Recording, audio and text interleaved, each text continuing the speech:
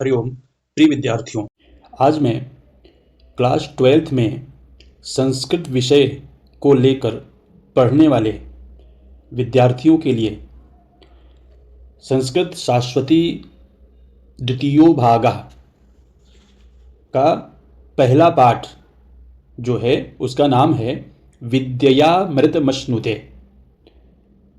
उसका मैं वीडियो बनाने जा रहा हूँ। तो चलिए शुरुआत करते हैं। प्रस्तुत पाठ जो है उसका नाम है विद्ययामृतमश्नुते, अर्थात विद्या से, तृतीया विभक्ति का है शब्द है विद्यया।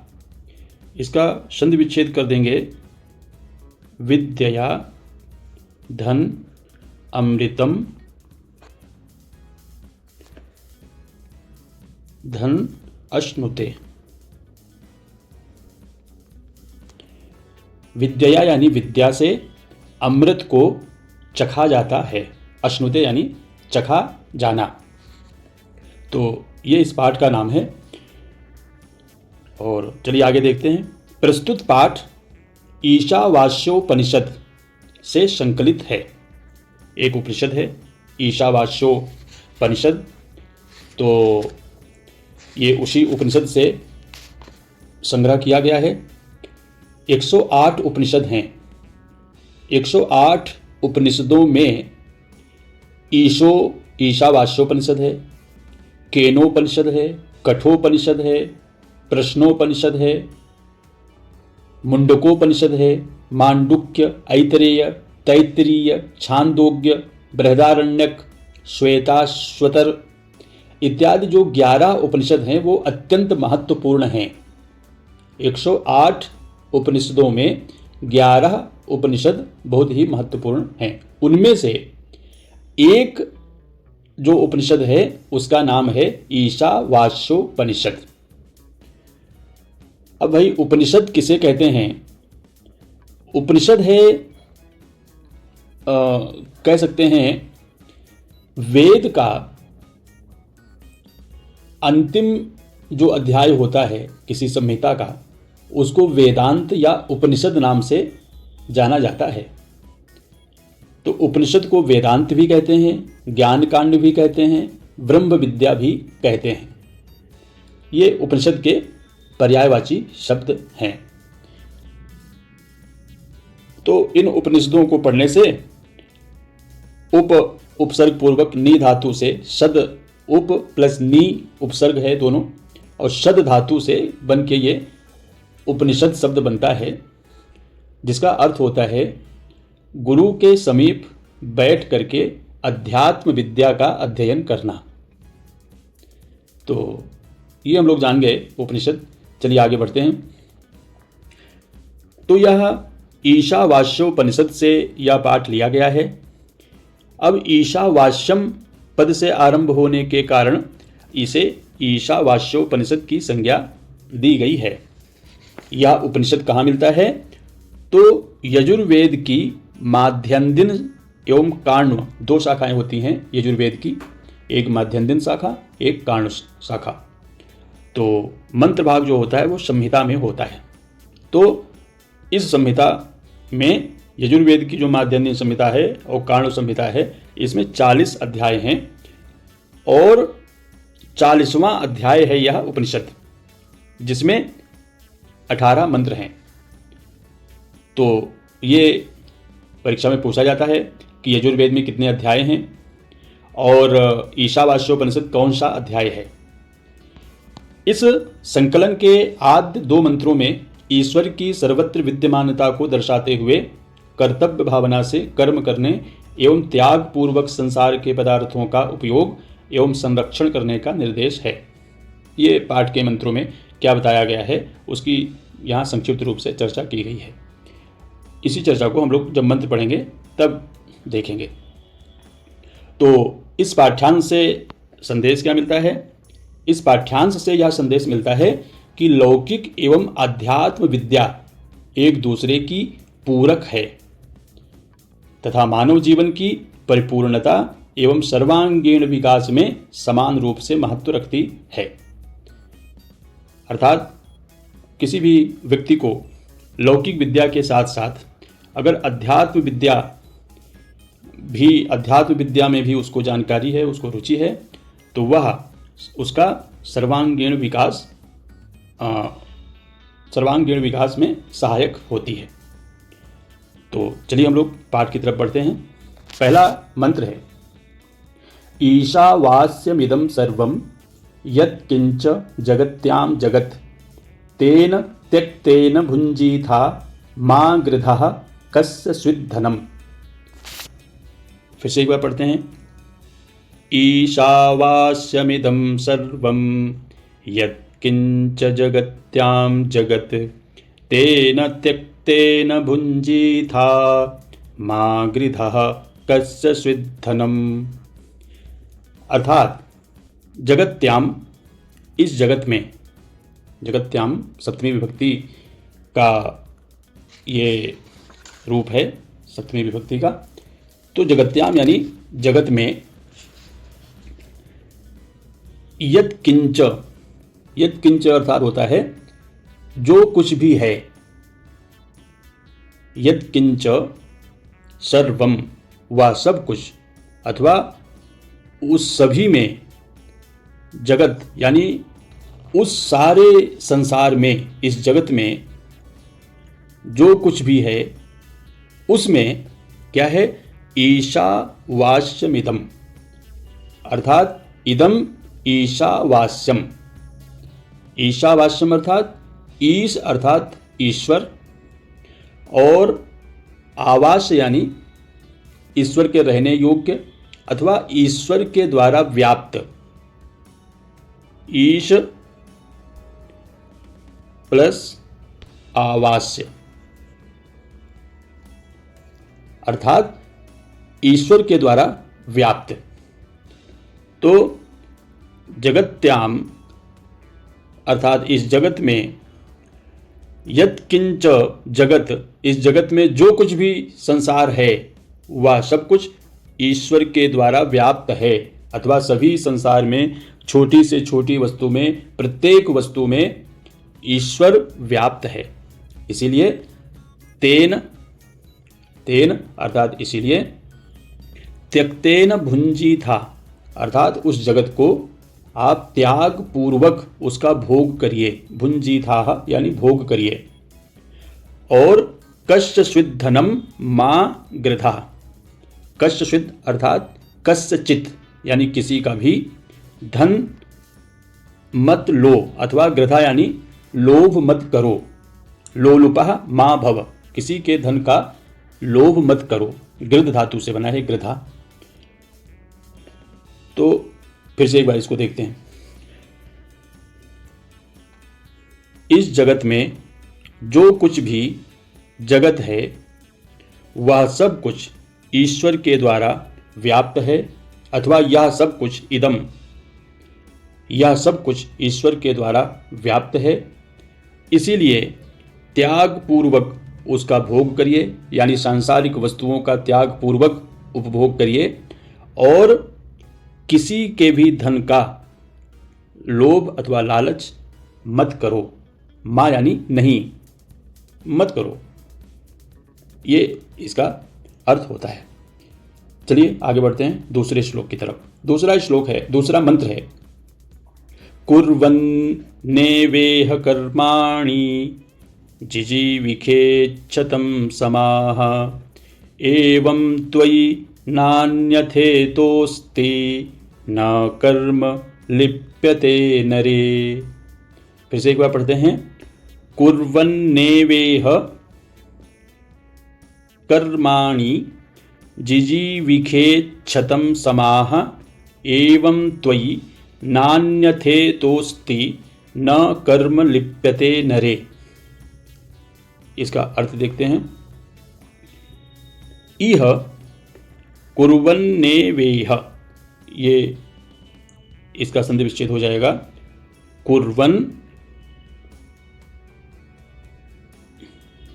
प्लस इव प्लस इह, कुर्वन्नेवेह। कुर्वन् संधि विच्छेद होगा इसका, कुर्वन् एव इह। तो इह यानी यहां पर, इह अर्थात यहां पर, इह अर्थात यहां, यहां कहां, यहां इस संसार में। इह कर्माणि कुर्वन्, कर्माणि यानी कर्मों को, संसार में आए हो तो कर्मों को करना पड़ेगा। तो इह यानी यहां पर इस संसार में कर्माणि कुर्वन्, कुर्वन् यानी करते हुए, कुर्वन् अर्थात करते हुए, कर्मों को करते हुए, एव, एव ही, एव मतलब ही, कर्मों को करते हुए ही जिजीविखेत, जिजीविखेत यानी जीने की इच्छा करना चाहिए, जीवितुम इच्छेत, जीने की इच्छा करना चाहिए। प्रत्येक प्राणी को कर्माणि कुर्वन्, कार्यों को करते हुए जीने की इच्छा करनी चाहिए। कब तक करनी चाहिए? शतम समाह, शतम यानी होता है 100, और समाह अर्थात वर्षों तक, वर्षों तक, 100 वर्षों तक, 100 वर्षों तक काम करते हुए जीने की इच्छा करनी चाहिए। तो जिजी संधि विच्छेद इसका हो जाएगा जिजी विषेत, जिजी विषेत है और प्लस शतम है, तो जिजी विखेत शतम बन जाता है। तो यहां पर यानी कि इस संसार में कर्माणि कुर्वन् शतम समाह जिजीविषेत। एवं त्वयि, एवं यानी इस प्रकार, तो यानी तुम्हारे मनुष्य के विषय में, न अन्यथा इतः अस्ति, इसके अलावा और कोई रास्ता नहीं है। आप त्वयि यानी तुम्हारे, नर यानी मनुष्य के विषय में, न अन्यथा इतः अस्ति, इसका संधि विच्छेद है नान्यथोस्ति, न अन्यथा प्लस इतः प्लस अस्ति, यानी कि इसके अलावा कोई भी रास्ता नहीं है। और अगर आप कर्मों को कर रहे हो, जो उचित कर्म है, सत्कर्म है, अगर कर्म आप कर रहे हो तो न कर्म लिप्यते नरे, कर्म मनुष्य में लिप्त नहीं होता, अर्थात कर्म लिप्त नहीं होता है ना। अर्थात आप सत्कर्म करिए, पाप कर्म मत करिए। अगर सत्कर्म करोगे तो कर्म आपसे लिप्त नहीं होगा, इसीलिए आप कर्म करिए। और कैसे कर्म करिए? शतम समाह, 100 वर्षों तक कर्म करिए। आप 100 वर्षों तक काम करते हुए इस संसार में जीने की इच्छा करिए। अगर ऐसा आप करते हैं तो कर्म आपसे लिप्त नहीं होते हैं और इसके अलावा आपके पास कोई रास्ता भी नहीं है। तो चलिए आगे बढ़ते हैं। मंत्र नंबर 3 है, अशूर्या नाम ते लोका अंधेन तमसा वृताः तांस्ते प्रेत्याभिगच्छन्ति जे के चात्महनो जनाः। फिर से एक बार पढ़ लेते हैं। अशूर्या नाम ते लोका अंधेन तमसा वृताः तांस्ते प्रेत्याभिगच्छन्ति जे के चात्महनो जनाः। अशूर्या नाम ते लोका अंधेन तमसा वृताः। बोला भाई, कुछ लोग हैं, लोग यानी कुछ स्थान हैं, कुछ ऐसे स्थान हैं जो अंधकार से ढके हुए हैं, आवृताः। अंधेन, अंधेन अर्थात होता है बहुत घोर अंधकार में। अंधेन यानी गहरे अथवा घोर, गहरे, और तमसा अर्थात होता है अंधकार में, यानी घने अंधकार से। क्या है वो? आवृताः। आवृताः अर्थात ढके हैं, आवृताः। तो यहां पे दिया है तमसा वृताः, तमसा जोड़ आवृताः, ये शब्द बन जाता है तमसा वृताः। तो तमसा यानी अंधकार, और अंधेन यानी बहुत घना अंधकार, बहुत गहरा अंधकार है। कहाँ पे है? ये एक लोक है, इसका नाम है असूर्याः। असूर्या नाम वाला लोक है, इसका नाम क्या है? असूर्या, अर्थात जहाँ सूर्य का प्रकाश नहीं पहुँच पाता है। तो जहाँ भी सूर्य का प्रकाश नहीं पहुँचेगा, वह जो जगह होगी वो बहुत अंधकार होगा, वहाँ पे अंधकार से ढका हुआ होगा। तो वैसी ही एक जगह है, उसका नाम है असूर्या, अर्थात वहाँ पे सूर्य नहीं पहुँच पाता है। असूर्या नाम वाला वह लोक है। ते यानी वे लोक हैं, असूर्या नाम वाले वे लोक हैं जो घने अंधकार से ढके हुए हैं। तो क्या होता है यहाँ पे? इन घने अंधकार वाले लोकों में होता क्या है? तो जो भी व्यक्ति आत्महत्या करता है, जे के च, ये यानी जो, के यानी कोई, जो कोई भी, जे के च कोई भी हो, वो अगर आत्महत्या करता है, आत्महत्या, आत्महना, आत्महना अर्थात आत्मा को मारने वाला, जो आत्मानम ये घ्नन्ति, आत्मा की व्यापकता को भी स्वीकार नहीं करते, ऐसा मान सकते हैं। अथवा ईशम सर्वतः पूर्णम चिदानंदम घ्नन्ति तिरस्कुर्वन्ति, अथवा ईश्वर का जो तिरस्कार करते हैं, अथवा जो आत्महत्या करते हैं। ऐसे लोग, जो आत्महना जनाः, आत्महत्यारे जो लोग हैं, वो जो मरते हैं, प्रेत्य, मर करके, तांस्ते, तांस्ते का संधि विच्छेद हो जाता है तान प्लस ते, अर्थात वे जो लोग होते हैं वे तान यानी उन लोकों को, तान लोकान अभिगच्छन्ति, उन लोकों में चले जाते हैं। अभिगच्छन्ति अर्थात चले जाना। वे प्रेत्य अर्थात मरणम प्राप्य, मरण प्राप्त कर, मरकर जब वो मृत्यु को प्राप्त होते हैं तब वे ऐसे लोकों में चले जाते हैं। फिर से एक बार इसका अर्थ देख लेते हैं।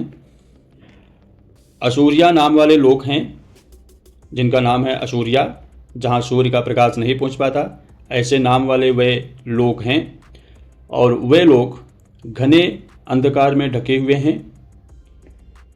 और जो आत्महना लोग होते हैं, आत्महत्यारे जनाः यानी लोग होते हैं, जो कोई भी आत्महत्यारे लोग होते हैं, वे ते मरकर प्रेत्य यानी मरण को प्राप्त करके, तान लोकान उन लोगों को, अभिगच्छन्ति यानी चले जाते हैं, अथवा उन लोगों को प्राप्त करते हैं। तो आज 3 मंत्र ही हम लोग पढ़ेंगे, और अगले वीडियो में 4 से लेकर के 7 मंत्रों तक अर्थ हम लोग देखेंगे। आप सभी का बहुत बहुत धन्यवाद।